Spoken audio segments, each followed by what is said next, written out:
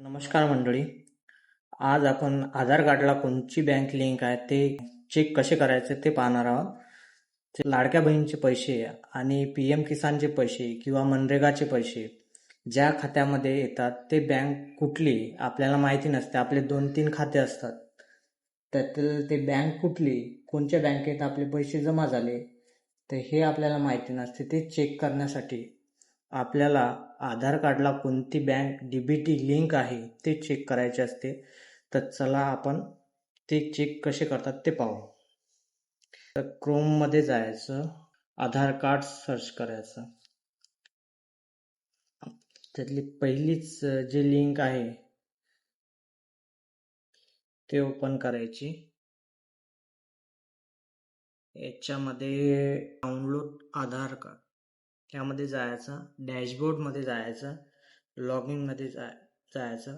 याच्यामध्ये तुमचा आधार नंबर टाकायचा.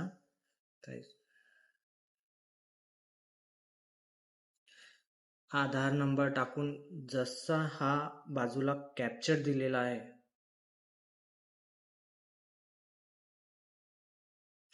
तसाच कॅप्चर याच्यामध्ये फिल करायचा साईडला बाजूला.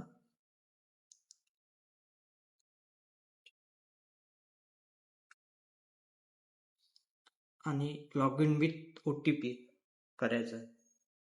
एक तुमच्या मोबाईलमध्ये एक OTP येणार. आधार कार्डला जो नंबर लिंक आहे त्याच्यावर एक OTP येणार आहे.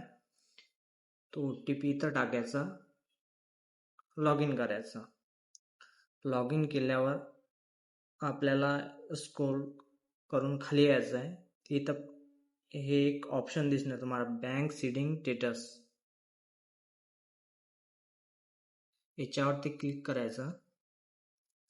हा इथं तुम्हाला दिसणार आहे, तुमचा आधार नंबर दिसणार आहे, तुमची बँक कुठली आहे लिंक ते दिसणार आहे, आणि तुमचं स्टेटस दिसणार आहे, ॲक्टिव्ह आहे, इनॲक्टिव्ह आहे, किंवा इथं ॲक्टिव्ह आणि इनॲक्टिव्ह असे 2 ऑप्शन दिसतील. त्याचे ॲक्टिव्ह असेल तर तुमचे बँक आधार कार्डला लिंक आहे, ॲक्टिव्ह आहे. तर इथं लेटेस्ट अपडेट दिसणार आहे, तारीख दिसणार आहे.